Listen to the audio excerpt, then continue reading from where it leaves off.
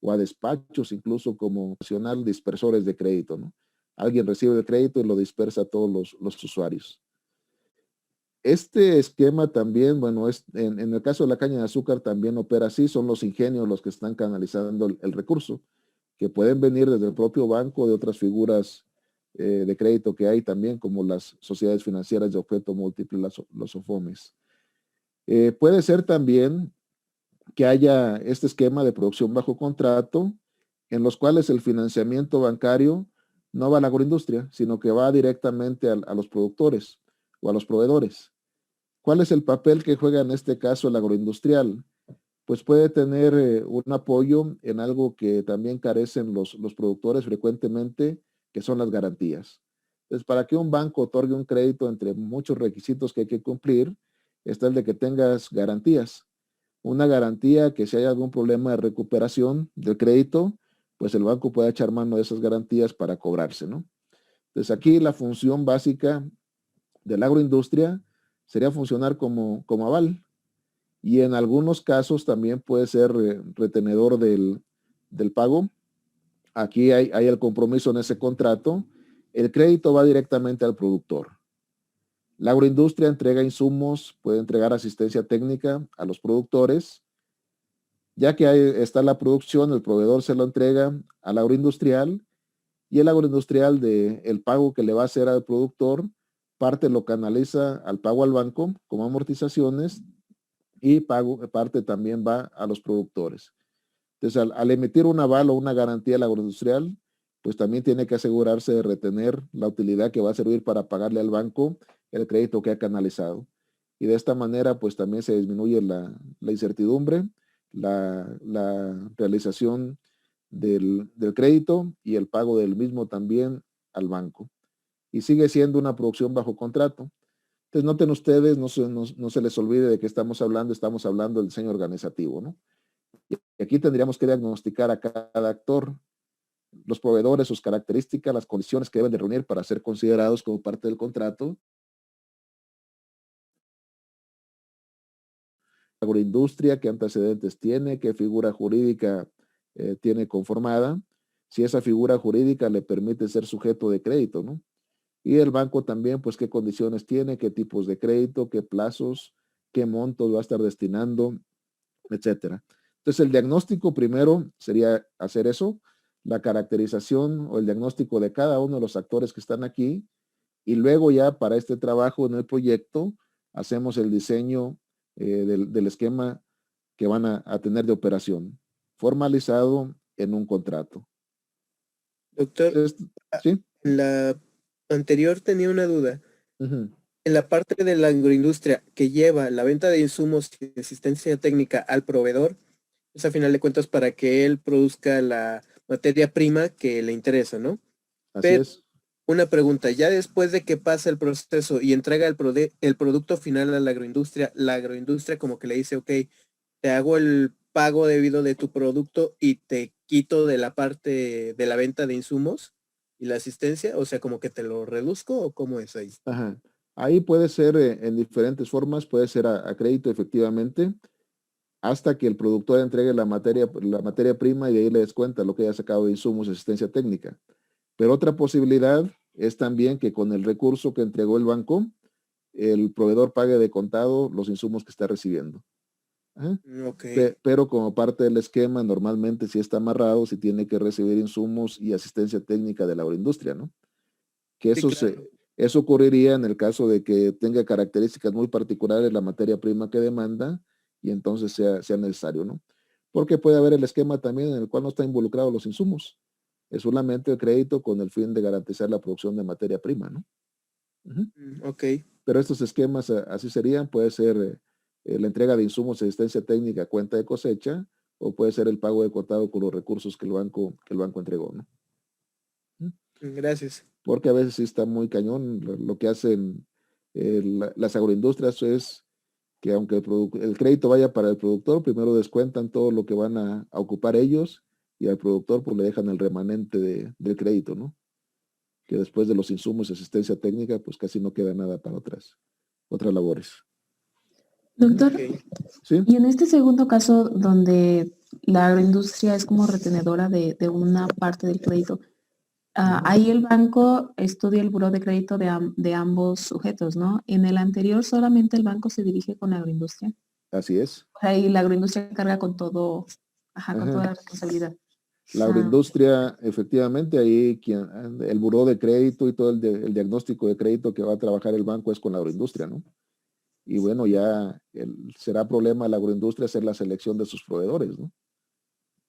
También puede ya. echar mano del buró de crédito, por supuesto, para sus proveedores, pero el esquema de financiamiento directo con el banco es la agroindustria. En el otro caso, en el segundo caso, pues seguramente la consulta al buró de crédito va para todos los productores que pueden ser acreditados del banco, ¿no? Ujú. Gracias. Por eso les digo, bueno, pues aquí para el banco pues es más sencillo trabajar en el primer esquema, ¿no? Directamente con la agroindustria. ¿Y entre esos dos cuál se ocupa más? ¿O depende?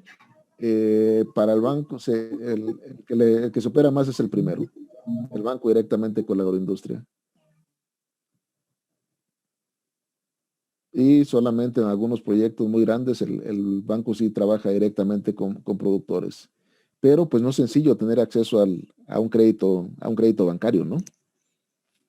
Para productores, sobre todo con ciertas características de tamaño y de ingresos. Tan solo un contrato de crédito, la formalización te lo encarece bastante, ¿no? Digo, si tienes 3 hectáreas, producción de maíz y vas a estar recibiendo un crédito de unos 5,000 pesos, pues puede ser un crédito de 15,000 pesos lo que ocupas, ¿no? Tan solo un contrato de crédito con un notario puede andar costando unos 8,000 pesos, ¿no? Entonces ahí es el tipo de restricciones que a veces enfrentan los productores para obtener acceso directo al crédito, pero sí lo pueden hacer a través de los otros esquemas. Y por ejemplo, en Berries, lo que me platicaban de algunas empresas, lo que hacen es, buscan productores que para empezar, pues deben de tener tierras que sean de riego, que tengan riego. Y además una superficie mínima que puedan dar entre 25 y 30 hectáreas, ¿no?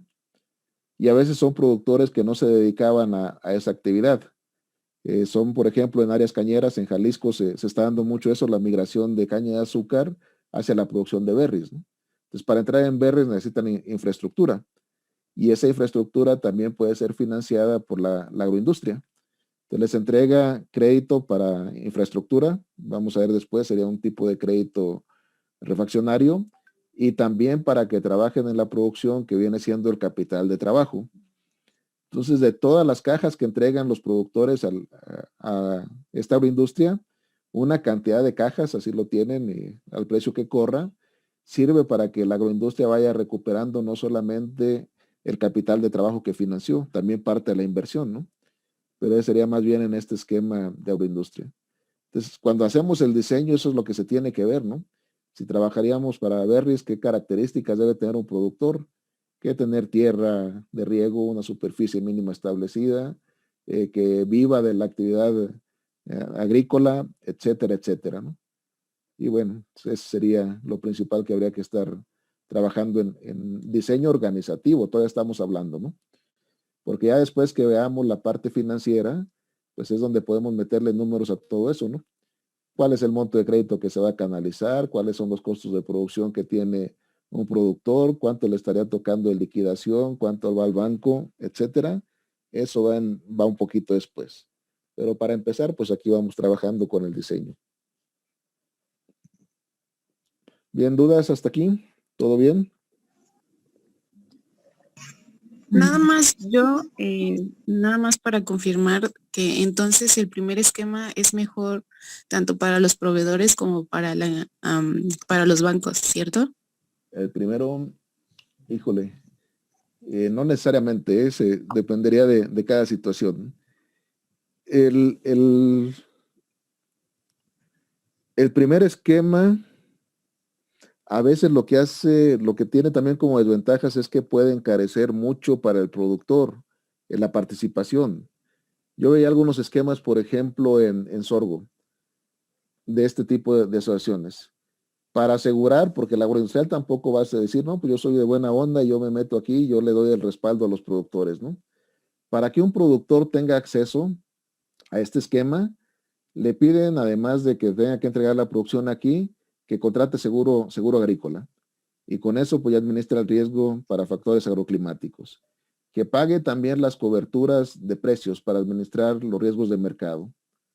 Entonces aquí, sí puede encarecerse para un productor participar aquí, ¿no? Aunque también en este esquema, pues viene siendo lo mismo para que tengas acceso al financiamiento bancario, pues hay varios tipos de garantías que se tienen que estar pagando, ¿no?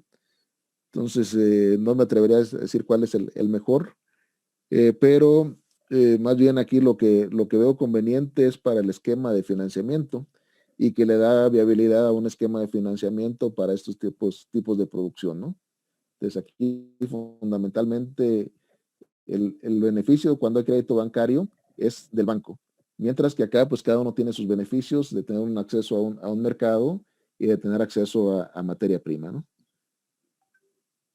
Entonces, prácticamente lo que habría que ver si ustedes están trabajando un proyecto que involucre el diseño de un contrato es precisamente que analicen las opciones que ustedes tienen y que al final vean qué es lo que más le conviene al esquema completo, ¿no? De trabajo. Si yo veo que no es factible que cada proveedor aquí tenga acceso al banco, pues a lo mejor voy a tener que trabajar un esquema como este, ¿no? Y convencer a la agroindustria de que sea ella la que funcione como dispersora de crédito. Si trabajo con productores grandes que tienen un historial crediticio, que ya tienen acceso a sus fuentes de financiamiento, pues a lo mejor sí me puedo ir por este otro lado, ¿no? Entonces, ahorita en la parte de la estrategia para fortalecer a los dueños, nos tendríamos que guiar más como en el aspecto de caracterizar bien qué sería mejor, o sea, sin involucrar pagos ante notario y demás procesos. Sí. En algunos casos lo tendrían que hacer de todas maneras, ¿no? Pero repito, es lo que tendrían que considerar aquí. ¿Qué tendrían que hacer para que un esquema como el segundo funcione o qué tendrían que hacer para que funcione uno como el primero? Y analizando ventajas y desventajas de cada tipo de asociación, pues es que ustedes tienen que decidir, ¿no? No creo que uno, a partir, bueno, del diagnóstico del proveedor, de la agroindustria que va a estar participando ahí, uno empieza a hacer el diseño de un esquema, pero no creo que a la primera le quede a uno como debe de ser, ¿no? Sino que hay que analizar estas alternativas y al final promover alguno, considerando todos los costos que puedan estar involucrados para cada uno de los agentes y también los beneficios para cada uno de los agentes que va a estar participando de ese esquema.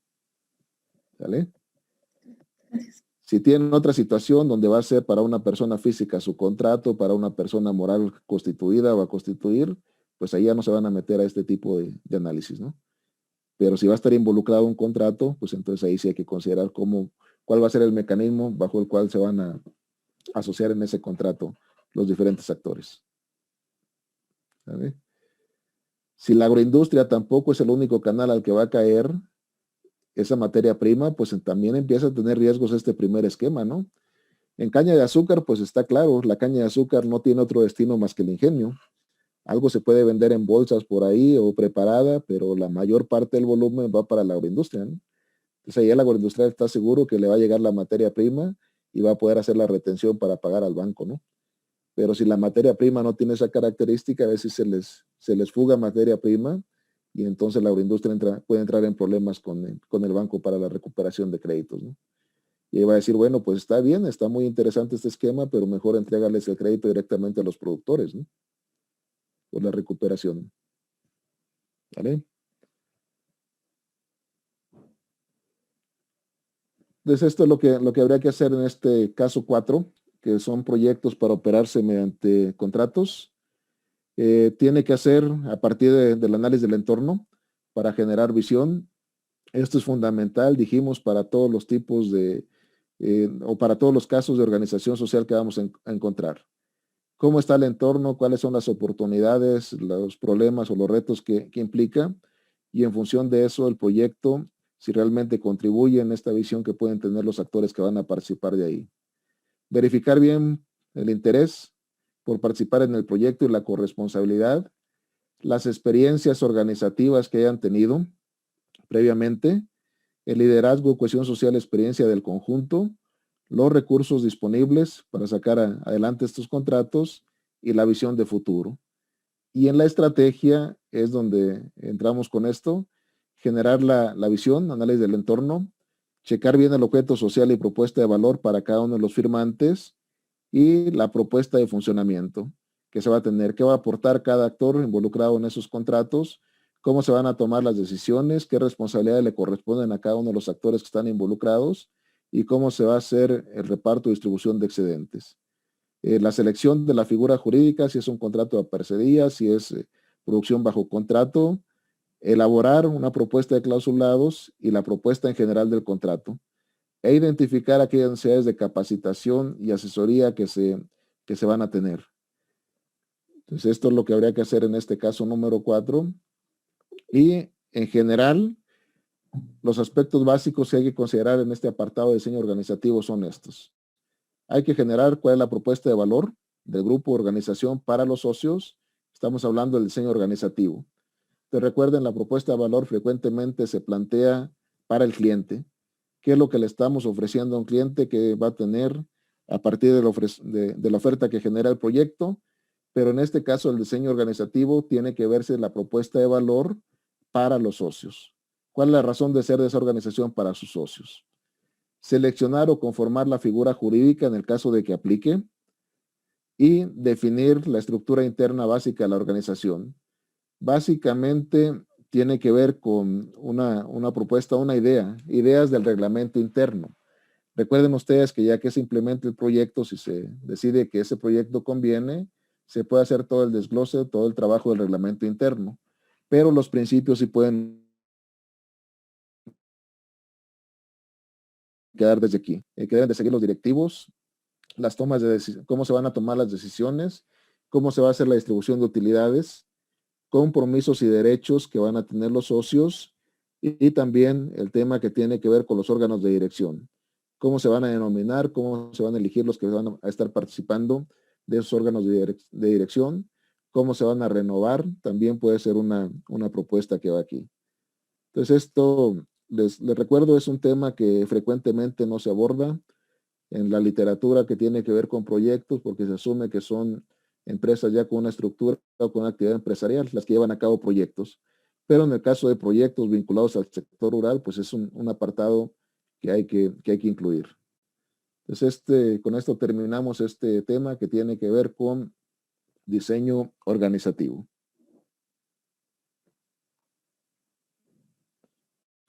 ¿Cuántos pilares llevamos del proyecto?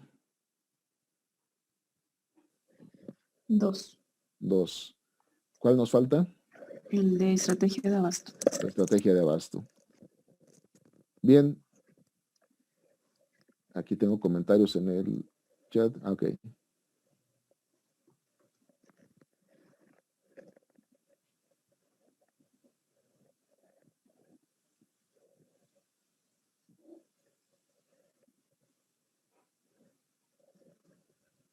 Pero dentro de los contratos más usados es el que mencionaba de producción bajo contrato, ¿no? Producción bajo contrato, sí. Muy usado en hortalizas, en berries. También esa producción bajo contrato que está regulada en la ley cañera para todo el sector cañero. Prácticamente toda la producción de caña de azúcar en el país funciona bajo ese esquema, ¿no? Para los 52 ingenios que están operando.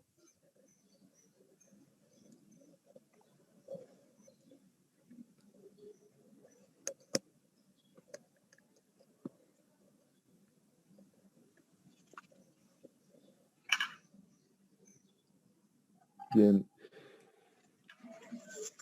Febrero del 2010. Creo que me equivoqué un poquito en la fecha, por unos años.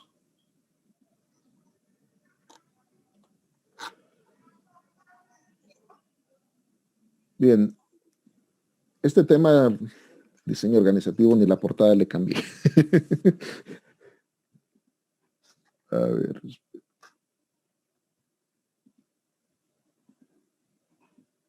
Lo corrijo y lo vuelvo a subir. Sí. Ahí está. Entonces es el diseño de la estrategia de abasto. Este tema o este apartado prácticamente es un espejo de lo que viene siendo el estudio de mercado. Entonces vimos allá varios temas que involucran el diagnóstico, los 5 elementos del diagnóstico, la identificación de la demanda y el diseño de la estrategia comercial. Para hacer ese diseño de la estrategia comercial, nosotros nos estamos ubicando como vendedores. Sería una forma de abordarlo, ¿no? Vamos a vender un producto. Para hacer el diseño de la estrategia de abasto, tenemos que ubicarnos como compradores. Entonces, en lugar de estar pensando en el producto que vamos a vender, vamos a trasladar esa mentalidad o esa forma de pensar a la materia prima que vamos a estar adquiriendo. Entonces, ¿por qué es importante este tema de diseño del abasto de la materia prima? Pues tiene que ver con este tema de competitividad. La competitividad, pues, es la capacidad que tiene una empresa para generar ganancias o utilidades en un mercado y además hacerlo esto sostenible a lo largo del tiempo. Que esa capacidad de generar ganancias o utilidades sea sostenible. Eso es la competitividad. Y nos vamos a encontrar con que esta competitividad, según Porter, tiene diferentes fuentes. Hay una competitividad que surge directamente por las empresas, por la tecnología que cuenta, por la capacidad que puede tener la parte empresarial que la administra o la parte de los empleados en cuanto a sus capacidades y habilidades.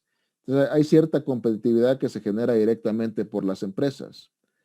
Hay otra fuente de competitividad que tiene que ver con la competitividad que es impulsada por toda una red de proveedores de insumos y de servicios, ¿no? Tengo acceso a productos de calidad en una localización en la cual la materia prima que a mí me interesa se obtiene de cierta calidad, con ciertos costos también que me dan competitividad. En esta parte de proveeduría de insumos o bien por servicios de calidad a los que tenemos acceso. Entonces, esta es la competitividad que se genera a través de esta red de proveedores de insumos y de servicios.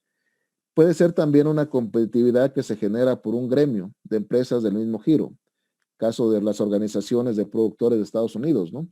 Ellos compiten en los mercados mundiales no de manera individual, sino de manera colectiva. Hay estrategias de promoción de mercados, hay estrategias de desarrollo de proveedores que ellos realizan, de acceso a apoyos y a servicios que trabajan como gremios. Esta competitividad también puede ser generada por un gremio de empresas del mismo giro, pero también puede ser una competitividad que se genera por los gobiernos a través de una oferta de bienes públicos de calidad.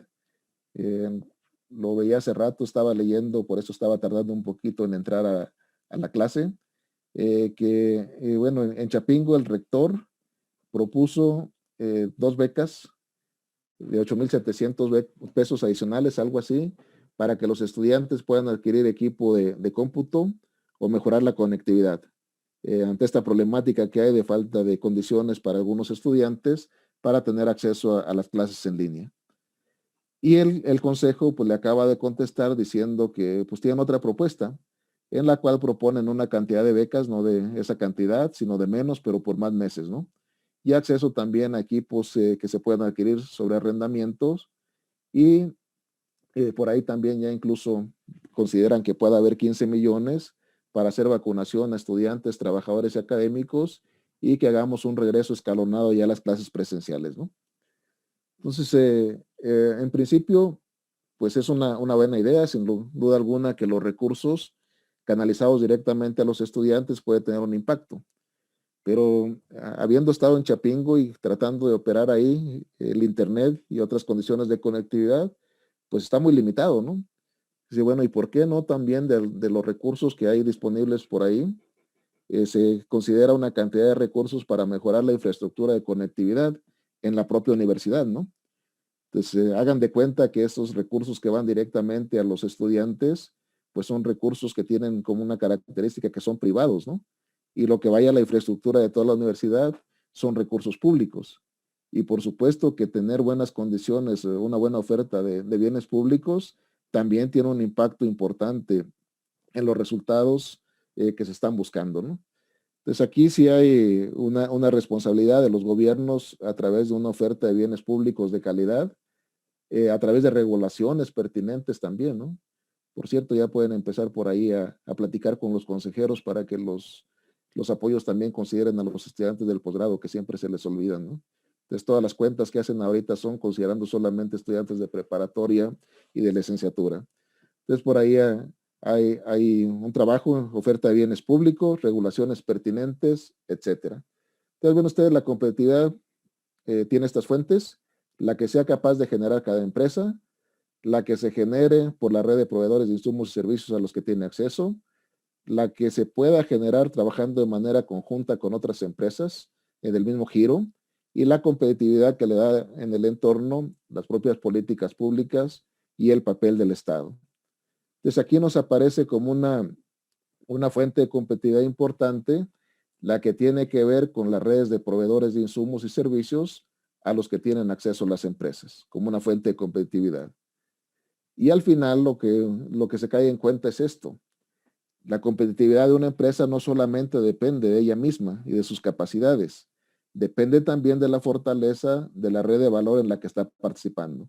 De tal manera que la competencia no es entre una empresa o entre agroindustrias del mismo giro, sino que la competencia se da entre cadenas o redes de valor. Eso es lo que vamos a tener al final de cuentas. El caso especial de la agroindustria lo que hace con una materia prima es, si bien le va y si trabaja bien, es mantener la calidad de la materia prima que está recibiendo para hacerla llegar al consumidor. Difícilmente la va a poder mejorar esa calidad, ¿no? Entonces, dependiendo de las condiciones de la materia prima que va a recibir, es parte de la competitividad que va a tener en el sector en el que esté participando. Entonces, esto siempre hay que tenerlo presente. Frecuentemente la competencia no es entre empresas, viene siendo entre las redes de valor. Y dependiendo de cómo se da las redes o cadenas de valor entre las empresas, pues también va a influir de manera importante en su competitividad. Entonces, noten ustedes aquí el papel que tiene. Voy a referirme a la agroindustria, que es el caso más evidente del papel que juega una agroindustria. Nos vamos a encontrar frecuentemente con esta falta de sincronía entre lo que el mercado exige y lo que la producción primaria tiene como características. Arriba, ¿qué nos pide el mercado? Pues nos pide productos con ciertos precios, o cierto nivel de precios. Uno pensaría en lo inmediato para la mayor parte de los productos es que quiere precios bajos el mercado, ¿no? No necesariamente, bueno, pero bueno, requiere ciertas condiciones de precios. Exige cierta calidad de productos, con cierta presentación y para algunos productos también cierto nivel de diferenciación. Requiere que tenga disponibilidad y acceso a esos productos en ciertos volúmenes y en ciertas épocas. Para algunos productos, esa disponibilidad la requiere durante todo el año, ¿no? Si hablamos de harina de trigo, por ejemplo, pues todas las panaderías usan harina todo el año, ¿no?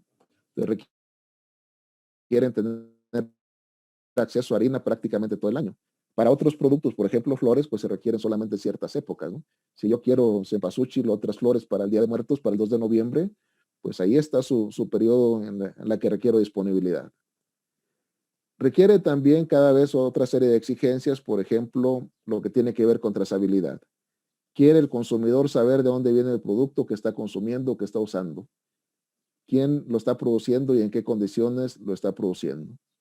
Y además requiere formalidad ese mercado, ¿no?, en cuanto a las condiciones de acceso a productos y lo que está pagando por el producto. Vimos también en el diseño comercial que cada vez son más las exigencias que tiene un consumidor acerca de los bienes o servicios que está consumiendo, ¿no?, que tienen que ver con el aporte que le haga a la salud, con la parte ambiental también y con la parte social. Entonces, esto es lo que exige el mercado. Por otra parte, y sobre todo en producción agrícola, producción pecuaria y forestal, nos vamos a encontrar que la producción primaria, en primer lugar, tiene una calidad heterogénea.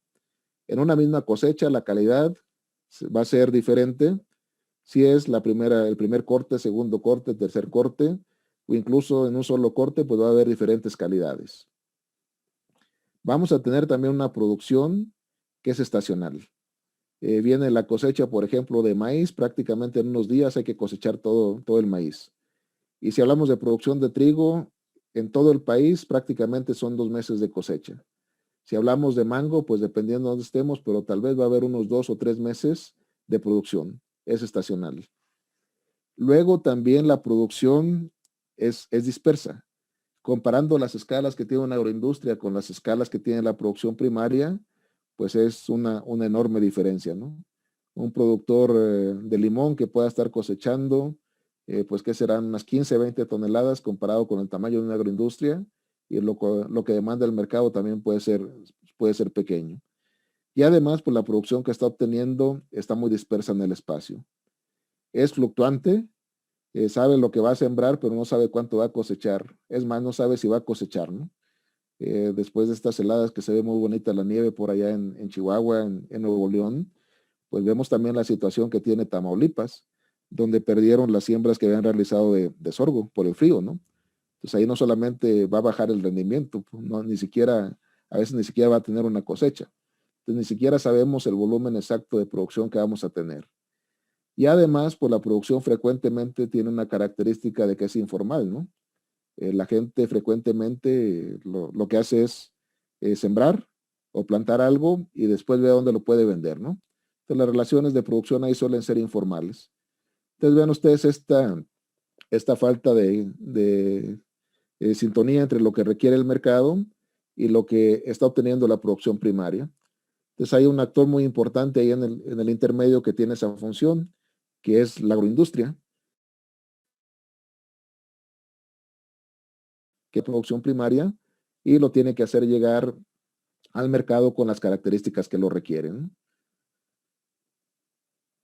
Entonces vean ustedes que es en este caso fundamental para la agroindustria y tiene que realizar algunas funciones.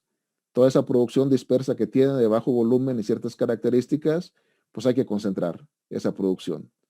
Y por eso vamos a encontrar infraestructura para poder hacer esa concentración. Tiene que hacer a veces almacenamiento de la producción. Y vean ustedes aquí, por ejemplo, la harinera en Texcoco, el tamaño de silos que tiene para poder almacenar el trigo, que va a estar obteniendo en poquitos meses del año, pero que va a estar procesando durante todo el año para vender la harina, ¿no? Entonces hay que concentrar la producción y hay toda una estrategia, una logística de abasto que desarrollar a veces, rutas de colecta, centros de acopio de producción primaria, por ejemplo. Luego, sistemas de almacenamiento de esa producción. Tiene que haber procesos también adaptados a la variabilidad de la materia prima. Pues de repente yo requiero como agroindustrial que me traigan el grano con un 12% de humedad. Pero resulta que en esa zona de producción se tiene al momento de la cosecha 14 o 16% de humedad. Entonces, ¿qué tengo que tener en mis procesos? Pues tengo que tener secadoras para llevar esa materia prima a las características que me demanda el proceso, ¿no? Entonces, procesos de selección o de acondicionamiento de la materia prima para poder ser procesada. Fuertes necesidades de capital de trabajo. Adelantándonos un poquito, diríamos que el capital de trabajo es el recurso que se requiere para llevar a cabo la producción, o en este caso de la agroindustria, el procesamiento. Entonces, llenar un silo de trigo, como los que tiene aquí la harinera de Texcoco, pues es un montón de dinero que hay que tener ahí estacionado, y además mucho dinero que hay que pagarle a los productores para poder acopiar ese volumen. Entonces, las agroindustrias normalmente requieren mucho recurso a manera de capital de trabajo. Y además, pues vamos a enfrentar riesgos aquí como agroindustria acerca de los volúmenes que se van a poder adquirir y la calidad del acopio de la materia prima que se va a copiar. Entonces, esta serie de consecuencias dan las características de producción de la materia prima hacia la agroindustria. Y aquí hay un ejemplo de brechas de calidad entre la industria en la industria arrocera. Vean ustedes, este es de un trabajo de FIRA. La agroindustria requiere una materia prima que tenga de humedad 22%. Donde se produce el arroz, pues está cosechando entre 26 y 28%. Que la temperatura del grano que se va a recibir para almacenamiento sea 30 grados centígrados. Y también por las condiciones de producción, pues llega frecuentemente con una temperatura mayor, ¿no? ¿Qué es lo que ocurre si almacenamos en esas condiciones de humedad y temperatura? Pues el desarrollo de microorganismos puede ser más rápido, puede ser mayor, y hay problemas ahí de calidad. Impurezas, semillas extrañas, tallos, granos vanos, un 2%, y se entrega con 4 o con 5%. Sin granos manchados por calentamiento, granos verdes 2%, se obtiene 3%, y los enteros, el porcentaje de enteros, mayor de 55, y viene de campo con menos de 55%. Entonces, ¿qué implica poder tener o desarrollar la actividad que requiere la agroindustria? Pues primero equipamiento para poder llevar las condiciones de la materia prima a condiciones de proceso, pero también de aquí surgen algunos proyectos que tienen que ver con desarrollo de proveedores, ¿no? Eso es lo que requiere la agroindustria, esto es lo que tiene la producción actual, ¿qué hay que hacer para cerrar esas brechas? Y así, si lo vamos viendo con otros productos, pasa algo similar, ¿no? Por ejemplo, para la agroindustria quesera, ¿qué requiere? Pues que la leche esté fría y a veces en algunas zonas de producción la leche es caliente, ¿no? No hay tanques de enfriamiento, directamente como se ordeña, se colecta para llevarla a las queserías. Lo ideal para las queserías es que tan rápido como se ordeñe la vaca, esa leche pueda ser enfriada, que traiga 3.5% de grasa. Actualmente se tiene 3% de grasa, 4% de proteína, 3% de proteína, 12% de sólidos contra 10%. Que no venga con bacterias, impurezas ni antibióticos. Y frecuentemente, bueno, con el manejo que se hace, sí puede haber algunos detalles de contaminación. Que me la pongan aquí en planta donde la voy a procesar, los productores pues la tienen en sus ranchos, que esté en tanques de acero inoxidable, o bien en la colecta, en la ordeña, está en botes de plástico. Entonces, ¿qué implica también un proyecto para una agroindustria quesera? Pues ver cómo le voy a hacer para colectar la leche que debe tener esas características para llevarla a procesamiento, ¿no? Entonces, aquí ha habido por las agroindustrias grandes, pues financiamiento para que la gente tenga sus tanques de enfriamiento, diseños de rutas de colecta que pueda haber también, asistencia técnica, y muy importante también como parte del proyecto, a veces se diseñan esquemas de incentivos, ¿no? Esto es lo que tienes tú, pero entre más te acerques a lo que yo requiero, hay un premio o hay un pago extra por calidad, y esa también es una manera en la cual se pueden ir cerrando estas brechas de calidad. ¿Por qué es importante estudiar el abasto materia prima para los proyectos? Porque frecuentemente representa el concepto de costo más importante para una agroindustria, la materia prima que está colectando. Entonces es el principal componente de costos, o al menos uno de los conceptos más importantes de costo. Ya dijimos que representa un factor fundamental de competitividad en las redes de valor, y frecuentemente es una de las causas de fracaso para nuevos proyectos agroindustriales. Se piensa que teniendo una planta de procesamiento en automático se va a generar la producción de materia prima y que además va a tener las características que necesitamos, ¿no? Entonces hay que dedicarle también un tiempo a hacer el diagnóstico y a diseñar una buena estrategia de abasto de materia prima por esto. Ya les mencioné que el estudio de materia prima va siendo prácticamente un espejo del estudio de mercado. Y lo vamos a abordar exactamente de la misma manera en que hicimos el diagnóstico y el diseño de la estrategia comercial. ¿Cuál era el punto número 1 del diagnóstico en la estrategia comercial? ¿Qué era lo primero que estudiábamos? Al menos en el orden que lo vimos. El producto. El producto. ¿Qué productos hay en el mercado? ¿Qué características tienen? ¿Cómo se presentan? Etcétera. En el caso del estudio de abasto, lo que vamos a estudiar es las características de la materia prima que se están obteniendo en la región que estamos considerando como posible región de abasto. ¿Qué materia prima se produce? ¿Cuáles son sus características de calidad? ¿Cuándo se está produciendo esa materia prima? Etcétera. Entonces piensen, repito, aquí como compradores, para el diseño de la estrategia comercial hay que pensar como vendedores, porque frecuentemente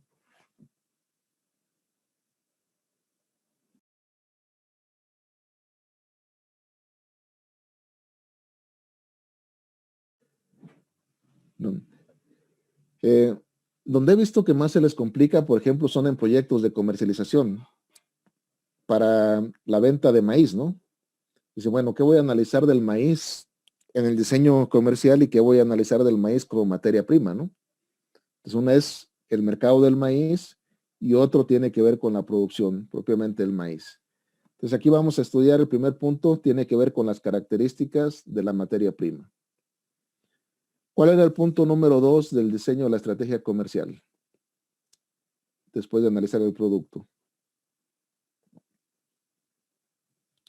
La competencia. Antes de la competencia, para que nos quede en el mismo orden que está aquí, ¿no? El cliente. Los clientes. Ajá. ¿Qué características tiene? ¿Dónde está? ¿Cuáles son sus hábitos de compra? ¿Qué busca en el producto que nosotros estamos ofreciendo? En el caso de la estrategia de abasto, vamos a estudiar a los proveedores de esa materia prima. Entonces, más adelante aquí en las láminas, pues vienen algunos elementos, pero bueno, los comento desde aquí. ¿Qué nos interesa conocer de los proveedores? Pues cuántos son para empezar, ¿no? ¿Qué características tienen? Por ejemplo, un proyecto que tenga que ver con la parte pecuaria, ¿no? ¿Cuántos son? ¿Cuál es el tamaño del hato que manejan? ¿Cuál es la producción de leche que están teniendo? ¿Cuántos animales en promedio están vendiendo si fuera para carne? ¿Qué tecnología están utilizando para la producción? ¿Cuál es el papel que juega la producción de la materia prima que nos interesa para los productores? ¿Es su principal fuente de ingresos? ¿Es una fuente secundaria? Entre otras cosas. Entonces vamos a estudiar a los proveedores de esa materia prima y sus características. Enseguida, bueno, sí, ya me lo mencionaron, el otro punto que analizábamos en el caso de la estrategia comercial tiene que ver con la competencia. Dijimos que además de nosotros normalmente hay otros proveedores que también están ofreciendo ese producto a los consumidores. En la estrategia de abasto, lo que vamos a analizar es la competencia por la materia prima. Entonces aquí normalmente tampoco vamos a ser los únicos compradores de la materia prima que nos interesa.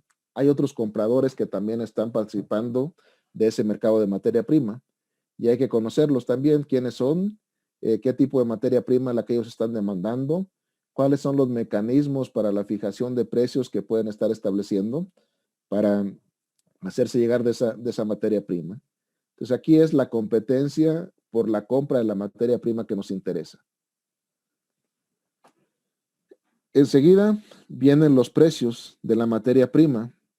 Nosotros hicimos en el diseño comercial todos los análisis de precios que podemos enfrentar con tendencias de precios reales, estacionalidad de precios de productos y la transmisión de precios si estamos hablando de productos que van a la exportación o que compiten con importaciones.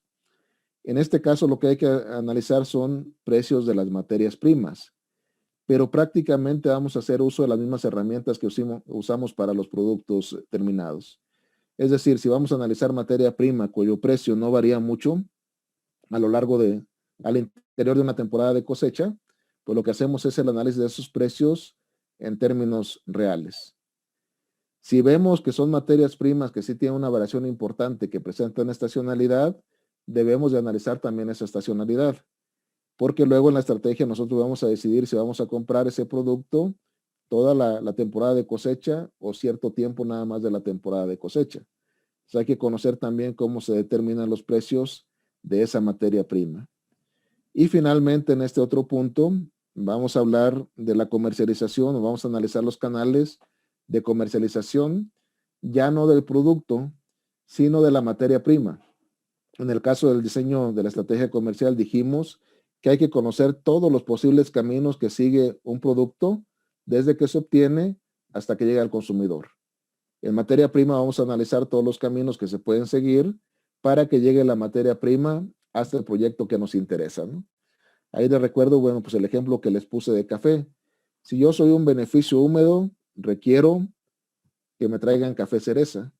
¿Cómo llega el café cereza a mi beneficio? ¿Cómo puede llegar? Pues me puede llegar directamente los productores, o me puede llegar de acopiadores locales, o me puede llegar de acopiadores regionales, ¿no? Serían los canales que yo tendría que conocer acerca de cómo se mueve la materia prima hasta el proyecto. Entonces, prácticamente, repito, este es el estudio que sería espejo en los apartados del diagnóstico de la materia prima. Aquí hay algunos elementos que ya los platicamos en el caso de la estrategia comercial, que hay que conocer de la materia prima, su calidad, la presentación, productos sustitutos o estacionalidad. Entonces, bueno, para no repetir en cada caso, aquí están también en las otras láminas lo de los proveedores. Aquí les pregunto, ¿tendrían alguna duda de cómo abordar este estudio de materia prima en el diagnóstico? Una vez que hemos visto el diseño de la estrategia comercial.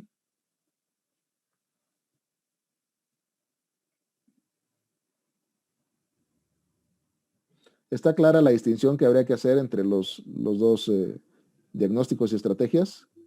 Entre las características, no me queda muy claro cuál sería la diferencia entre la estrategia comercial. Pues en la de estrategia comercial serían las características ya del producto final.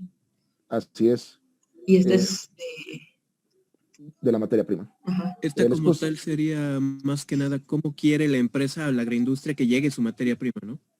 Más que eso es cómo vas a hacer llegar la materia prima que a ti te interesa hasta el proyecto. Okay. Para este primer tema de las características de la materia prima, pues yo les puse el ejemplo de maíz, que prácticamente vendes maíz y compras maíz. En otros casos, pues va a ser más claro, ¿no? Yo quiero establecer una agroindustria, voy a vender queso. De lo que voy a estudiar en el diagnóstico, o más bien en el diseño comercial, es el mercado del queso. ¿Qué voy a estudiar en la materia prima como materia prima? Pues es la producción de leche, ¿no? Eso es lo que tendría que trabajar. Te repito, donde más me he encontrado este detalle es cuando compramos y vendemos casi lo mismo, ¿no? En actividades de acopio, por ejemplo, de granos. Pero en otros casos, pues no va a haber esa confusión. Entonces, es la materia prima. Repito, para poder enfocar esto, en un caso nos enfocamos o nos ubicamos como vendedores y en otro caso nos ubicamos como compradores. Entonces, aquí están algunos elementos que pueden considerar en el diagnóstico. Vean ustedes que prácticamente estoy repitiendo los puntos que vimos en el diseño de la estrategia comercial. Porque después habría que hacer que es el diseño de la estrategia de abasto, lo que mencionaban ahorita, ¿no? ¿Para qué estoy haciendo un diagnóstico de la producción de materia prima? Porque después requiero hacer llegar esa materia prima con ciertas características en ciertas épocas a mi proyecto. Entonces, antes de entrar en esta, que es la estrategia de abasto, vamos a hacer un ejercicio para regresar a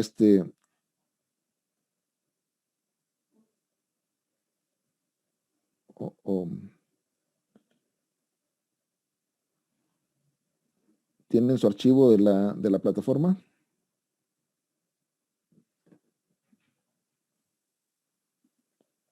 Me parece que estuve proyectando uno, a ver si es este.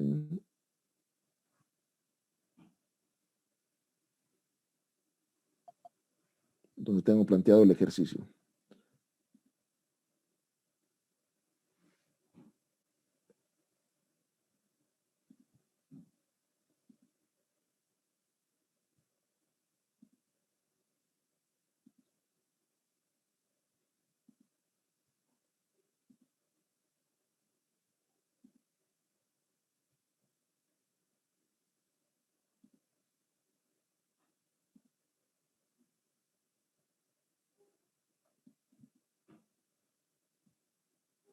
Lo tengo igual que usted.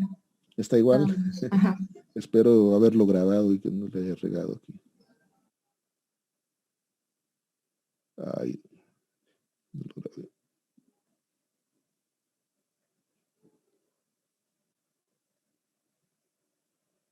Solo está en la plataforma lo que se va a subir, que es lo de diseño de abasto. De abasto, que van a subir el ejercicio que estaba planteado para hacer ahorita. Entonces creo que no lo grabé. Pero si es lo mismo de la plataforma, podemos ver lo que dice ahí, ¿no? Sí. Está como actividad. Ok. Sí, tienes razón. Déjenme mirar la plataforma.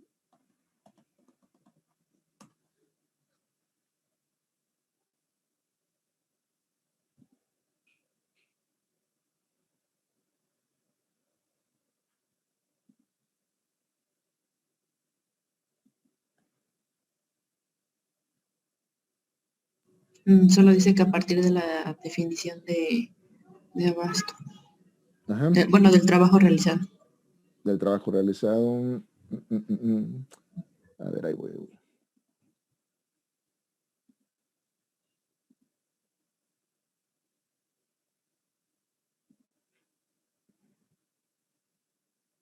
Aquí está. Vimos diseño organizativo, por eso esa era la actividad 2. Y estamos hablando de la estrategia de abasto y aquí les puse la actividad 3. Dice lo siguiente: a partir del trabajo realizado en clase sobre la definición de los tipos de abasto para un proyecto, aquí van a subir un archivo en Word. Pero bueno, el trabajo que vamos a hacer ahorita consiste de lo siguiente. Vimos en el caso del diseño de la estrategia comercial que hay un paso intermedio entre lo que es el diagnóstico y lo que es en sí la estrategia comercial, las 4P, y es la identificación del tipo de demanda. Platicamos de 5 tipos de demandas que hay para un proyecto, 5 posibles tipos que pueden enfrentar. Que son, recuérdenme, a ver si se acuerdan cuáles son los tipos de demanda. ¿Son de qué? No lo escuché. Los tipos de demanda. Cautiva. Demanda cautiva.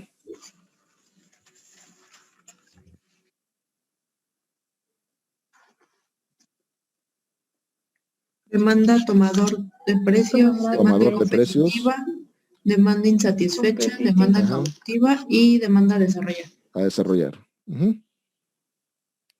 Ok. Son los 5 tipos de demanda que platicamos: demanda de tomador de precios, demanda competitiva, demanda cautiva, demanda a desarrollar y demanda insatisfecha. Quiero ahora que, utilizando las definiciones que manejamos ahí, hagan el símil, pero para los tipos de abasto. ¿Cómo le llamarían a cada tipo de abasto y en qué consistiría? ¿Cuál sería la definición? Por ejemplo, hablamos de la demanda de tomador de precios. ¿Cuál era la demanda de tomador de precios? ¿Cómo se definía?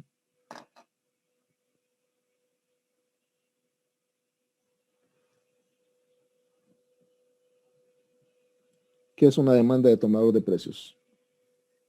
No recuerdo cómo se definía, pero creo que se refiere a cuando se ofrecen commodities, que ya hay precios fijos y entonces entran y toman el precio que hay en el mercado, y la ventaja que tiene, o con lo que podrían tener una ventaja, es con tener mayor volumen. Sí, por aspectos diferentes a lo que es en sí el producto, ¿no? Entonces dijimos, demanda de tomador de precios es la que enfrenta a un productor de commodities, que además por el tamaño que tiene no es importante, es tamaño pequeño en el mercado, y la diferenciación se hace en esos casos por aspectos diferentes a lo que es las características del producto. Entonces vamos a definir aquí, por ejemplo, para ese caso, cuál sería el símil para el caso de la materia prima. Hablaríamos de abasto de tomador de precios. Piénsenle, vamos a hacer este primero entre todos.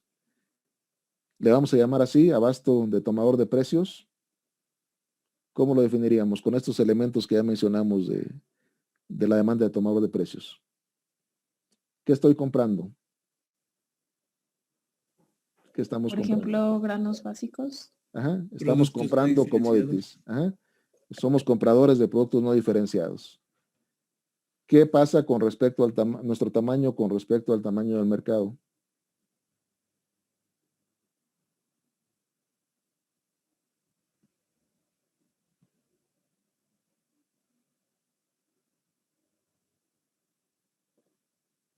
¿Es menor? Es pequeño, ¿no? Ajá. Más que menor. ¿Ok? No es. Soy de tamaño pequeño con respecto al tamaño del mercado de la materia prima, ¿no? ¿Voy a tener problemas para comprar lo que requiero ahí en volumen? No. Normalmente no tendría problemas, ¿no? ¿Qué tengo que ver?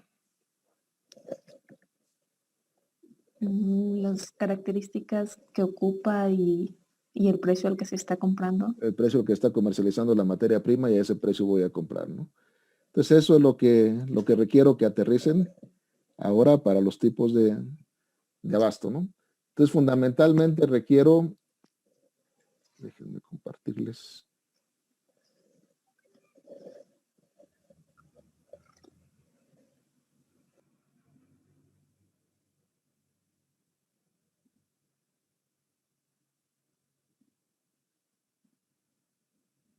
Que me trasladen esto que está aquí de la definición para cada tipo de demanda, pero que lo hagan para los tipos de abasto, ¿sale? Entonces vamos a hablar de una demanda, un abasto de tomador de precios y un abasto, en este segundo caso, competitivo.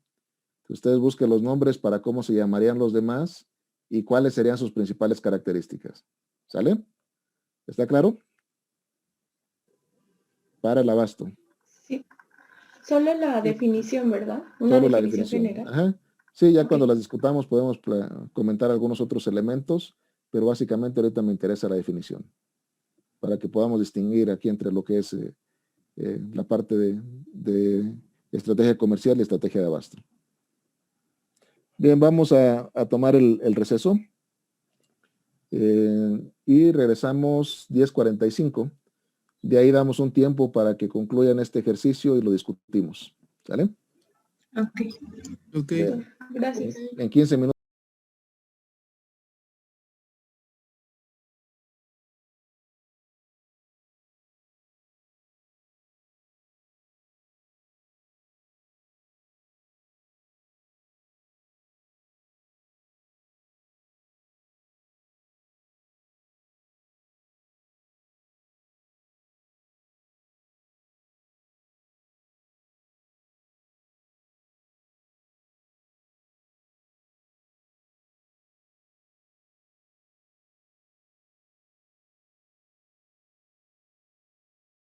Creo que ya, doctor. Muy bien. Bien. Pues vamos entonces a ir comentando. ¿Quién quiere empezar con esta primera definición, que sería el equivalente a tomador de precios, pero en el abasto?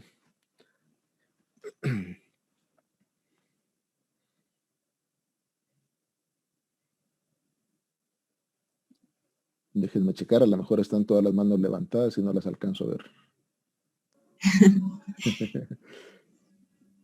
Si quiere yo, doctor.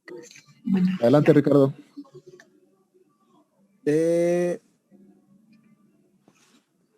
A ver. Solamente la definición, ¿verdad? Sí, solo la definición. Perfecto. Bueno, en la que es características de la materia prima, Ujú. que comuniqué fue los requisitos base que una empresa o comprador piden a los productores de materia prima para cubrir las necesidades de este. Se basa en características como físicas, químicas u organolépticas. Ujú. ¿Podría Ok. tomarse como esa? Sí, bueno, en todos los casos van a tener que definir bien la materia prima que van a comprar, ¿no? Entonces hablamos de, primero, para empezar le llamaríamos abasto de tomador de precios. Ah, ok. ¿Vale? Ajá. Y aquí, bueno, es donde empezaríamos a hacer los ajustes. Seríamos el comprador, es relativamente pequeño y compra productos no diferenciados. Entonces, dadas estas características, no estaría influyendo en el precio que rige de materia prima y no tendría dificultades para comprar la materia prima que requiera. El mercado fija un precio pues, en función de la oferta y demanda de materias primas y estaría ofreciendo todo lo que el productor pueda comprar a ese precio. ¿Está claro? Ok. Sí. Ajá.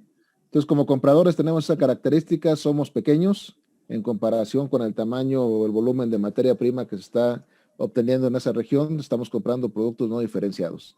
Entonces, vamos a poder comprar todo lo que necesitemos siempre y cuando estemos comprando el precio que va a regir en ese mercado de materia prima. ¿Está bien? Sí, doctor. Se puede dejar entonces como comprador o productor, ¿verdad? No, aquí sí sería el comprador. Ok. Ujú. Cuando estamos hablando de la estrategia comercial, ahí sí somos productores de algún bien o servicio, ¿no? Pero aquí somos compradores. Eso es importante. Ajá. Ajá. Muy bien.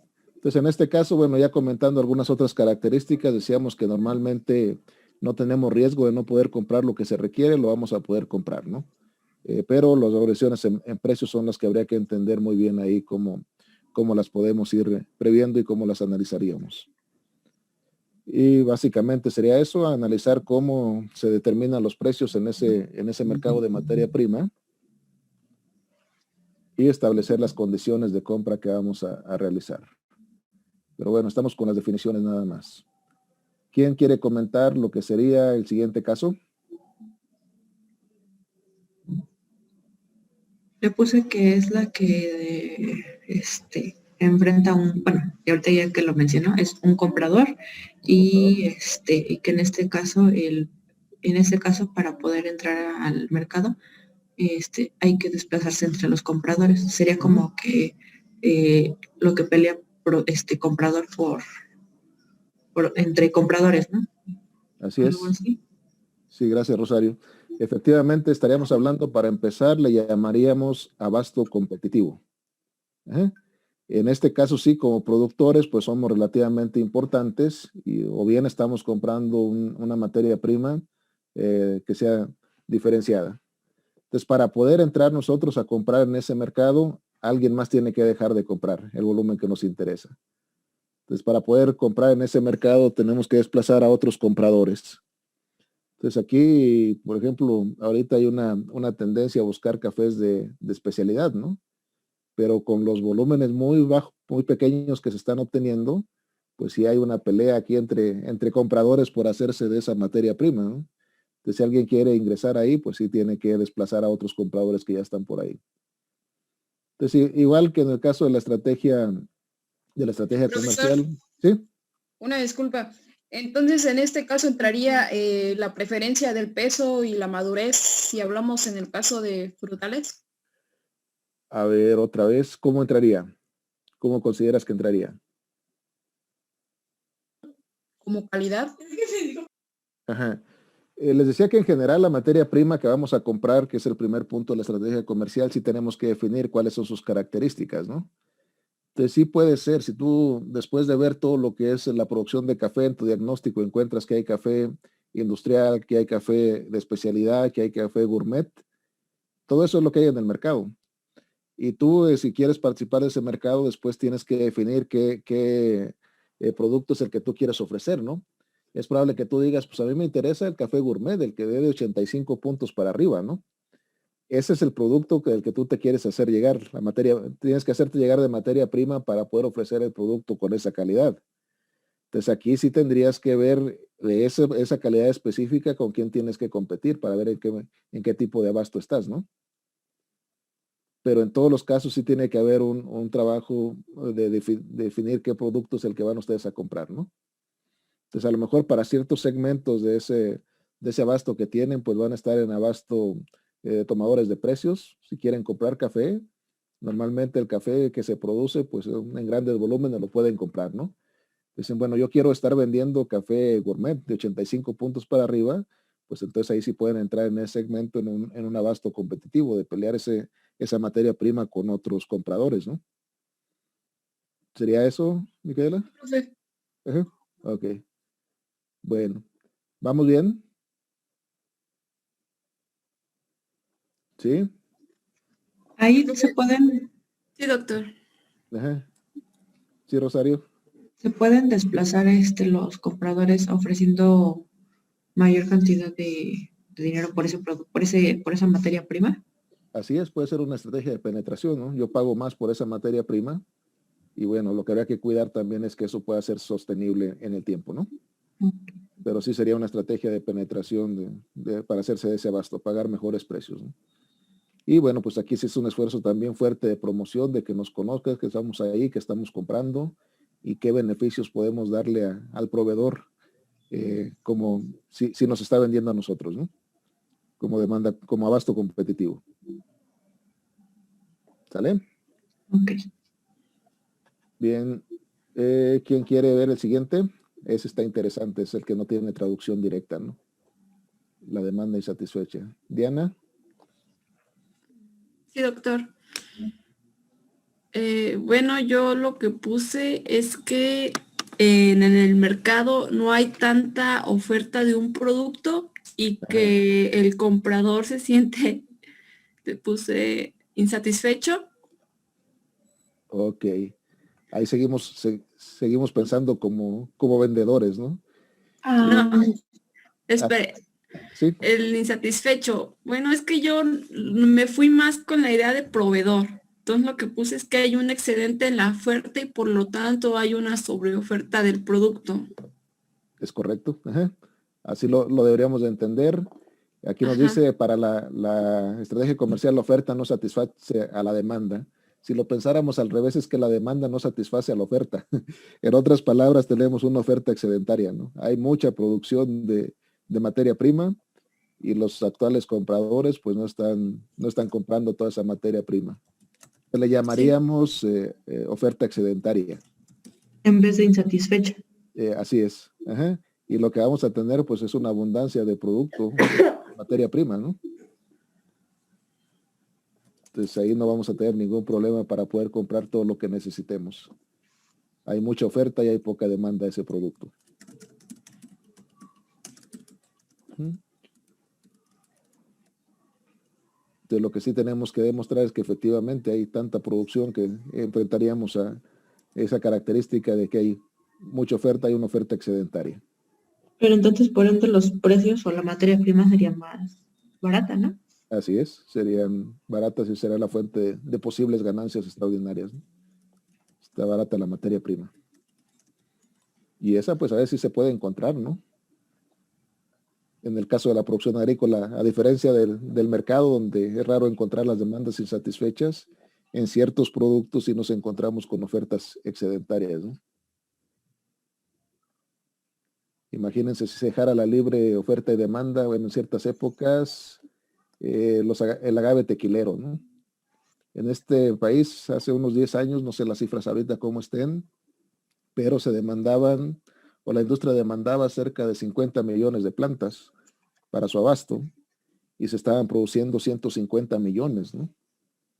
Entonces, si se dejara libre mercado, pues ahí los precios, bueno, estaban como están a 50 centavos el kilogramo, ¿no? Entonces, la botella de tequila puede estar muy cara, pero la materia prima puede andar desde 50 centavos en ciertas épocas hasta 14, 15 pesos que también se dio, ¿no? Entonces, ese sería el abasto excedentario, la oferta excedentaria. doctor, ahí sí quisiéramos poner en cuestión del riesgo de las ventas, sería que está sujeto a pues la situación que se presenta en ese momento o que no existe riesgo. No hablaríamos de las ventas, sería el riesgo de compras. Ujú. Ah, ok. Ajá, del riesgo de comprar. Entonces estaríamos hablando, me decías, pues sí, lo que tendríamos que checar es bien que efectivamente existe esa oferta excedentaria, ¿no? Para poder hacer llegar la materia prima al proyecto. Entonces, ahí el riesgo no es tanto para ti, es para los proveedores de la materia prima. De la Entonces, si yo materia prima. soy el comprador, el riesgo para mí es bajo porque incluso me va a beneficiar que tenga un excedente porque me va a costar o me va a salir más barata la materia prima. Efectivamente, y ahí lo que tendríamos que estar cuidando es que podamos hacer llegar efectivamente esa materia prima hasta el proyecto, ¿no? A lo mejor lo que vamos a tener que trabajar es toda la logística de abasto para que esa materia prima llegue al proyecto. Más que preocuparnos porque no podamos tener la materia prima disponible. Ok. Bien. ¿Quién quiere ver la que sigue, la demanda, el equivalente de demanda cautiva? ¿Yo, Carla? Sí, adelante. Bueno, Carla. ahí yo le puse cliente cautivo y pues básicamente el cliente tiene la obligación de adquirir la materia prima con un proveedor en específico. Otra vez, nos seguimos ubicando como vendedores, hay que ubicarnos como compradores. ¿No sería que la agroindustria o la empresa que está desarrollando este tipo de abasto debe de producir su materia prima y desarrollar contratos o algo así para que pueda acceder? Ese sería un ejemplo de este tipo de abasto, Lupita. Y le llamaríamos abasto cautivo. Ahí Ajá. es donde, Carla, habría que pensarlo en este sentido más bien. Los proveedores tienen a priori la obligación de entregar los bienes o servicios que están ofreciendo al proyecto. ¿Sí?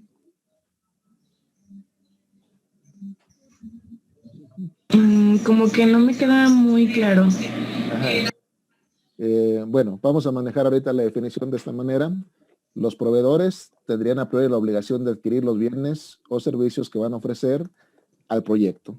Y ahí entramos a los ejemplos que manejaba Lupita. Por ejemplo, si yo tengo un proyecto para socios, es una agroindustria donde los productores van a ser socios de esa agroindustria. Ahí los productores tienen de a priori la obligación de entregarme su materia prima al proyecto para procesarla. Otro ejemplo sería cuando hacemos un contrato de abasto. Yo firmo un contrato, hago un convenio con los productores para que me entreguen a mí la producción que van a tener de materia prima. Entonces ese sería el abasto cautivo. ¿Sí? Sí, sí, ya. Gracias. Entonces sí es importante siempre esa distinción, ¿no? ¿Vale? Entonces, es, por ejemplo, hace ratito que lo comentábamos, ¿no? No sé, ¿se acuerda entre la agroindustria y el proveedor hacer un, ¿cómo se llama?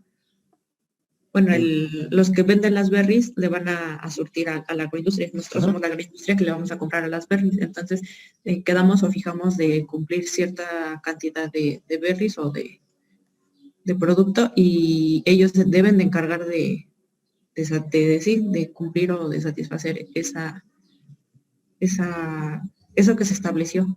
Así es. ¿Y algo así? Sí. Sí, de hecho pensemos en un proyecto, si yo soy comercializador de berries, necesito asegurar mi abasto, entonces pues hago un abasto cautivo y para poder hacer eso pues hago un convenio o hago contratos con productores de berries. Les voy a financiar que tengan la infraestructura básica de producción, les entrego la planta que van a cultivar y ellos me tienen que entregar a mí la producción que tengan o parte de la producción, también lo puedo hacer así, ¿no? Estoy desarrollando un abasto cautivo. ¿Qué pasa con el mercado? Pues ahí puedo enfrentar otra situación, ¿no? A lo mejor cuando yo llego con mis berries a la central de abastos mayoristas o al mercado de exportación, ahí yo tengo que competir por colocar mi producto. Estoy en una demanda competitiva, ¿no? Pero la parte del abasto sí la tengo como un abasto cautivo. La otra es que yo me arriesgo y no hago contratos con los productores y me pongo a comprar berries con quien tenga berries ahí disponibles, ¿no? Ahí puedo entrar a otro tipo de abasto que puede ser un abasto competitivo, ¿no? Yo ofrezco precios y hago a ver cuánto volumen me llega. Pero en este ejemplo específicamente es eso. Es que los productores tendrían la obligación a priori de entregarme a mí su producción de materia prima o parte de su producción. ¿Cómo lo hago? Pues así, cuando son proyectos para clientes, para socios, perdón, cuando estoy con producción bajo contrato, también puede ser otra característica de ese abasto cautivo.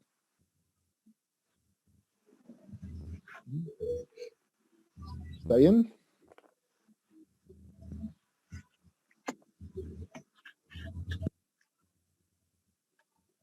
Bien. ¿Quién quiere comentar el último caso? ¿Cómo se llamaría y en qué consiste? Sí, adelante. Bueno, pienso que se definiría como que la oferta no existe o es reducida y debe promoverse la producción mediante el desarrollo de proveedores que empiecen a producir estos productos o bienes que sean nuevos o diferenciados, como el aceite de cártamo, como en los cafés diferenciados, los cafés arábiga con cuestiones muy específicas. Muy bien. Lupita, ahí me decías que la oferta no existe. ¿La oferta de qué? La oferta de la materia prima. De la materia prima, así es. Ajá. Entonces estamos hablando en que tenemos un proyecto con una idea muy interesante, pero resulta que la materia prima que nos interesa o bien no se está produciendo actualmente o se produce en volúmenes tan bajos que no nos garantiza la viabilidad del proyecto. ¿Qué tenemos que hacer? Pues desarrollar la oferta, ¿no? Como decían ahorita, ahí están algunos ejemplos. Me interesa el café de especialidad, pero hay muy pocos kilos los que se producen. ¿Qué tengo que hacer? Pues un programa de asistencia técnica, asesorar a los productores de qué prácticas tienen que seguir para poder producir y que vayan aumentando los volúmenes, ¿no? ¿Qué otra cosa puedo hacer? Por ejemplo, me acuerdo mucho de un proyecto de pulque. Cuando estaba en el Senado como secretario técnico, pues nos invitaron a una reunión en el Club de Industriales, un grupo de inversionistas de Estados Unidos que estaban vendiendo pulque enlatado, exportado de aquí de México, pero querían más de 10 veces el volumen que estaban comercializando actualmente, ¿no? Entonces allá en Estados Unidos, pues los mexicanos se enteraban de que había pulque, aunque sea enlatado, y pues se peleaban las pocas cajas de latas que se vendían. Entonces ellos estaban interesados en incrementar el volumen de ventas, tenían toda la capacidad empresarial, todo el dinero del mundo para hacer el proyecto, pero ahí lo que no hay es suficiente producción de pulque para poder procesarlo, ¿no? Entonces ese fue el punto débil del proyecto. Para poder desarrollarla, pues entonces habría que meterse a promoción, a habilitar productores, a esperar los años necesarios para que se empezara a producir, ¿no? Pero sí prácticamente sería un abasto a desarrollar.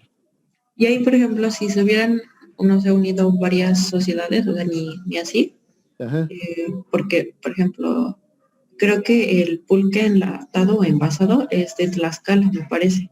ajá. Y por ejemplo, aquí de esta zona no hay pulque enlatado, pero sí hay bastante producción de pulque. Entonces, o sea, en la suposición de que se unieran los productores, no sé, de aquí del municipio de Ixtapaluca, más los productores de Tlaxcala, más los de Ujú. Hidalgo. Entonces, así se podría ver eh, cumplido con la demanda que necesitaban. Mm, Muy probablemente sí, con todo este trabajo que estás mencionando de organización y desarrollo de proveedores que habría que hacer, ¿no? De esto le estoy hablando que era el año 2005. Ahorita como que ha repuntado algo el consumo y por tanto la producción, se han venido rescatando plantaciones.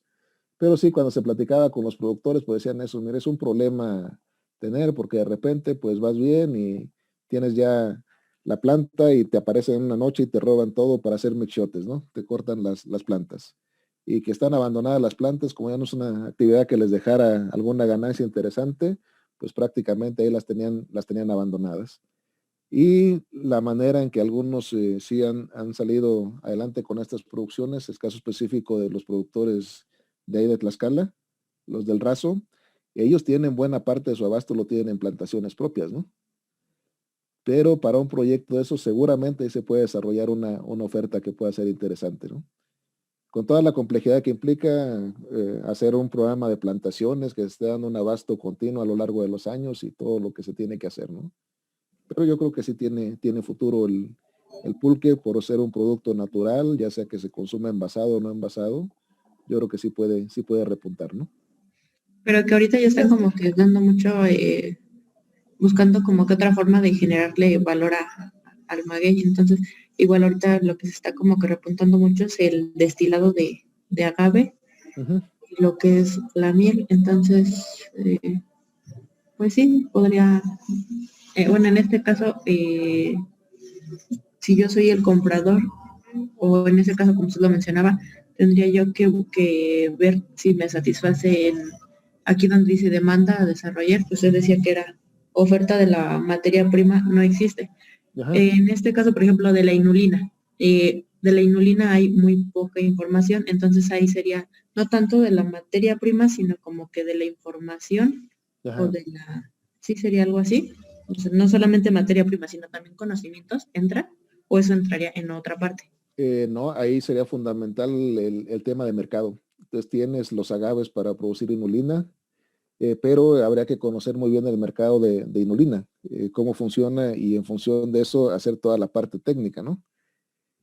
Sería otra parte del proyecto. Yo lo dieron algunas experiencias también ahí en Hidalgo con el caso del pulque. Tengo un conocido que él tenía un comprador fijo del pulque, pero buscando opciones se empezó a hacer destilado de pulque. Y pues está bien, puede ser un producto interesante, pero la otra alternativa también es la producción de miel de agave, que seguramente por los mercados de productos naturales y las características de productos que demandan los consumidores, seguramente tiene un mercado más amplio, el de mieles, que el que tiene el de destilados, ¿no? Entonces ahora lo que estaba buscando era la opción más bien para producir la miel, pero ahí lo que tiene que trabajar muy bien es el proceso técnico para poder obtener la miel con esas características, ¿no? Ya si es específico inulina, pues todavía es más preciso la parte técnica que habría que desarrollar, ¿no? Ujú. Doctor, tengo una duda. Sí. Por ejemplo, en este caso que debes desarrollar la oferta, en cuanto a los periodos, no sé, para que consideres que sea rentable, ¿hasta qué punto podrías decir que, no sé, que sea solamente a mediano plazo, a largo plazo, o normalmente si ya te lleva muchos años ya no sería rentable, o cómo funciona ahí? Eso lo vamos a poder trabajar en las proyecciones financieras y es diferente, ¿no? Por ejemplo, cuando se habla del mercado del maíz en México, que se están consumiendo cerca de unos 22 millones de toneladas de maíz, más bien se demandan. Pero entre la demanda que hay de la parte pecuaria, pues hay unos 7 millones de toneladas que requiere la industria pecuaria, que ellos preferirían maíz amarillo, que se produce poco en México, ¿no? Entonces ha habido esfuerzos de desarrollar la producción de maíz amarillo en el país. Y cuando te vas a un desarrollo de oferta, pues esa casi la puedes ver de un año para otro en un cultivo como el maíz, ¿no? Es de un ciclo de producción. Pero ya si hablamos de otros cultivos que tienen una etapa de desarrollo más lento, por ejemplo, con el repunte de la demanda de caucho, de hule, ya en sustitución de los sintéticos. Si tú quieres meterte a hacer desarrollo de proveedores en ese tipo de cultivos, pues los resultados los vas a ver dentro de 5 o 6 años, ¿no? Sí. Ajá. Entonces, ahí tendríamos que plantear en el proyecto esos horizontes, cuánto vas a invertir en esos 7 años, cuánto esperas tener como ingresos para ver si te conviene o no te conviene. Pero depende mucho de la naturaleza del proceso de producción que vas a llevar, ¿no? En algunos, Sí. pues tienes que verlo rápido, ¿no? Si estás en maíz, pues si no te dan los 2, 3 años, ese volumen que requieres, pues ahí no lo vas a poder desarrollar, ¿no? Pero para otros cultivos como estas plantaciones y demás, pues sí requieres más años para ver los resultados. Ujú. Ok, gracias. Pero bueno, pues ahí está lo interesante, los proyectos que nos toca trabajar, ¿no? No es como que estás produciendo tornillos, los empiezas a meter y al ratito ya estás viendo los resultados, ¿no? Aquí los proyectos del sector por eso tienen su chiste. Y bueno, pues esa es una ventaja para nosotros, ¿sí? Y si por ejemplo, no sé, en el caso de la producción de vino o en producción de café, cuando ya son plantaciones que requieren más tiempo, si el proyecto consiste como en producir su propia materia prima, pero le urgieran a echar a andar el proyecto como tal, debería de hacer una estrategia tanto de compra de materia prima y después planear cuánto va a estar invirtiendo para establecer su propia plantación. Sí, así es. Ujú. O sea, por ejemplo, las empacadoras con frutales o las vinícolas o el café. Debe de hacer las dos cosas a la vez. Pueden hacerlos y van en una etapa de transición. Lo hicieron los tequileros, ¿no? Después de que enfrentaron en los 90 los problemas de abasto, que les tomaban. Ellos lo que hicieron fue ir sustituyendo el esquema de abasto, de pasar de un abasto así competitivo a un abasto propio, a través de la compra y de la renta de tierras, ¿no? Y al cabo de 7 u 8 años, pues ya las industrias grandes, casi el 100% de la producción de la necesidad de materia prima que tienen es de abasto propio, ¿no? Es decir, les llevó ese periodo de desarrollar su propia producción, ¿no? Pero sí se puede. ¿Y en el proyecto se plantea qué tan escalonado va a ser? Sí. O eso ya, es que mi pregunta es cómo se plantea en el proyecto cuando quiere pedir un financiamiento o cuando se quiere que se evalúe o algo así. ¿Se plantea ya desde el inicio? Miren, a veces siento que los temas que vemos aquí son generales, ¿no? Porque cuando hablemos de tamaño, vamos a tener que hacer algo que se llama programa de producción anual, donde tenemos que definir un periodo de análisis del proyecto. Y ahí tenemos que plasmar las estrategias de crecimiento que vamos a tener, ¿no? Entonces tendríamos que tener a lo largo del tiempo, a lo largo de los años planteado, por ejemplo, en este caso, qué porcentaje de la materia prima voy a tener en el año 1 de abasto propio y cuánto voy a estar comprando en el mercado de materia prima. Al año 2, cuánto, y así lo voy trabajando hasta que en una cantidad determinada de años yo diga, bueno, ya el 100% del abasto que yo necesito va a ser propio, ¿no? Si este fuera el caso. Pero es en la parte del programa de producción anual donde lo vamos a poder meter, ¿no? Esas consideraciones. Ahora ya para ejemplos específicos, ahí es donde a lo mejor les voy a quedar debiendo en la metodología de cómo lo estaríamos considerando, ¿no? Pero hoy, por ejemplo, FIRA tiene un programa muy importante que tiene que ver con esto de desarrollo de proveedores, ¿no? Ellos buscan precisamente esta integración de los productores hacia empresas tractoras que juegan ese rol, ¿no? Y a lo mejor en esos casos, pues las empresas no están pensando en tener su propia producción de materia prima, sino seguir abasteciéndose de mercado libre, ¿no? Hay industrias, por ejemplo, Maseca, otra vez desde el punto de vista social, pues está muy metido ahorita en producción de maíz de calidad con productores. Pero hace también unos 20 años que tuvo ese intento y llegaba a tener 2 millones de producción convenidos con productores. Dice, bueno, pero ¿para qué meto en broncas de andar organizando a los productores, de broncas políticas con ellos, cuando yo puedo comprar 2 millones de toneladas de maíz sin problemas, ¿no? En el mercado libre. Entonces ya dependiendo de cada situación es lo que vamos a ver. Pero específicamente la respuesta sería que sí tenemos manera de plantear esos crecimientos en el capítulo de tamaño del programa de producción anual. ¿Vale? Entonces por ahí me recuerdan cuando veamos ese tema. Bien, Ricardo tiene la mano levantada. Pues. Sí, nada más complementando con con lo que quería saber Lupita. Hace poco Fundación Chapingo tuvo un webinar con Scotiabank y me parece que hablaban de los financiamientos para las empresas pecuarias y agrícolas y hablaban de esa parte, ¿no? A final de cuentas, si tienen un proyecto en el cual, por ejemplo, son frutales o viñedo o agave, que pues el cultivo te lleva varios años,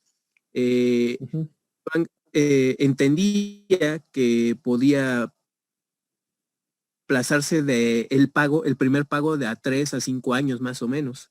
Okay. Entonces, para que ya tuvieras las primeras ganancias de tu producción.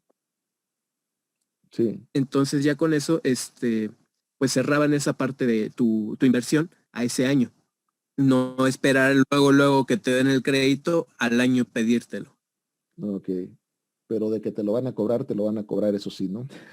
Entonces el caso sería las plantaciones. Te lo cobran y con sus intereses. Sí, te hacen el favor de no cobrártelo al principio, pero los intereses que se generaron y no los pagaste te lo suman a la deuda, ¿no? Entonces en algún momento va a haber que empezar a pagar. Eso también lo vamos a ver cuando analicemos el financiamiento y hagamos las proyecciones para recibir créditos y para pagarlos. Ya llegaremos ahí no muy tarde. Bien, pues entonces eso sería el tema del diseño de abasto. Repito, siempre recuerden eso, a veces ni siquiera lo veo el tema, simplemente les digo que prácticamente sería un estudio espejo de lo que es el mercado, pero aplicado a la materia prima. ¿Y en dudas? Yo me confundí. Lo que vimos ahorita de abasto son los proveedores de materia prima, ¿verdad? Así es. Y entonces en la competencia, es que por ejemplo, eso se llamaban competidor de tomador de precios. A ver, cuando analizamos la competencia, es la competencia en el mercado, cuando vimos diseño comercial. Ahorita sería la competencia por la compra de la materia prima en el estudio de abasto. Sí, o sea, una es la de estrategia comercial y otra, es de materia prima, pero en pero lo que voy es, dentro de sus diapositivas o los puntos como los iba separando era, primero las características de la materia prima, después los proveedores de la materia prima, la competencia por la materia prima. Sí. lo que vimos de abasto tomador de precios, abasto competitivo, oferta insatisfecha, ¿entraría dentro de los proveedores de la materia prima o dentro de No. la competencia por la materia Ujú. prima? Ok, estaríamos hablando de 3 niveles de análisis en el diseño de la estrategia de abasto. Uno es el diagnóstico, que meteríamos los 5 puntos que va a querer el diagnóstico. El estudio de la materia prima, los productores o proveedores, la competencia por la compra de la materia prima, los canales de abasto y los precios de materia prima. Enseguida vendría este paso intermedio que tiene que ver con la identificación del tipo de abasto que vamos a enfrentar. Y terminaríamos esa parte con la estrategia de abasto que vamos a plantear como compradores.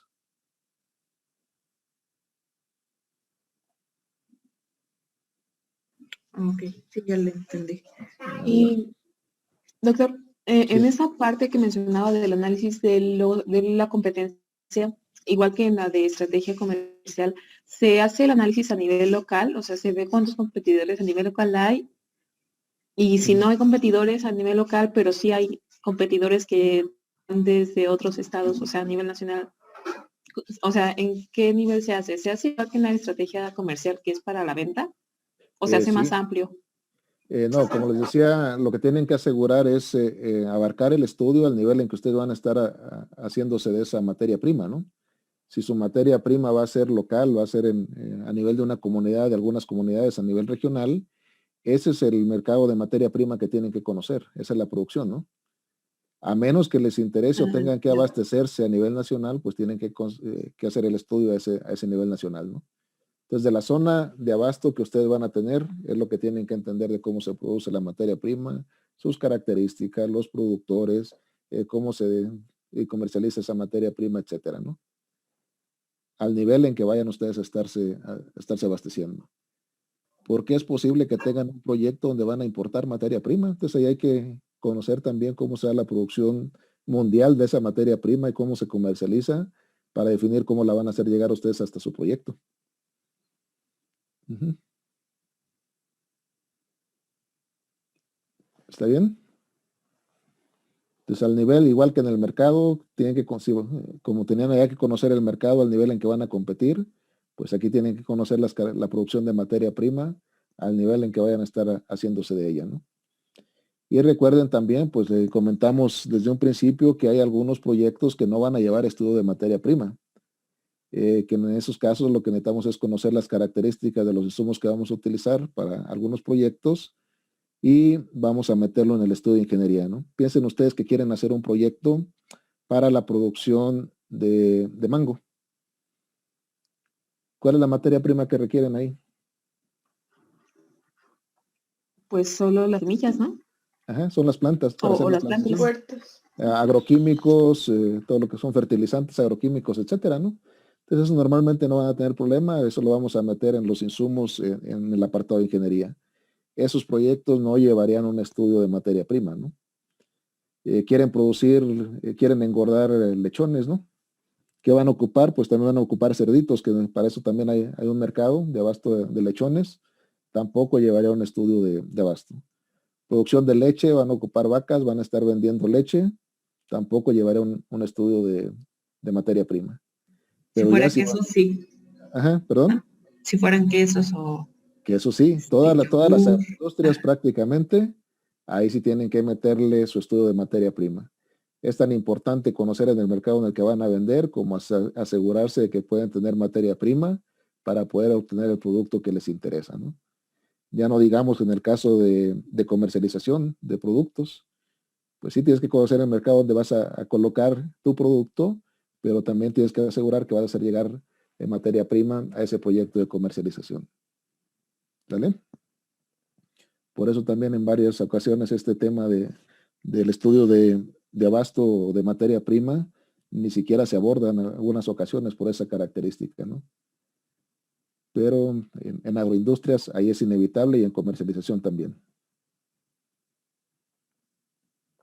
Bien.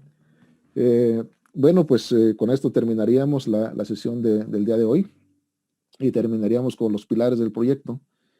Voy a corregir el archivo, creo que no grabé lo que estuve trabajando anoche. archivo para que lo tengan actualizado ahí en la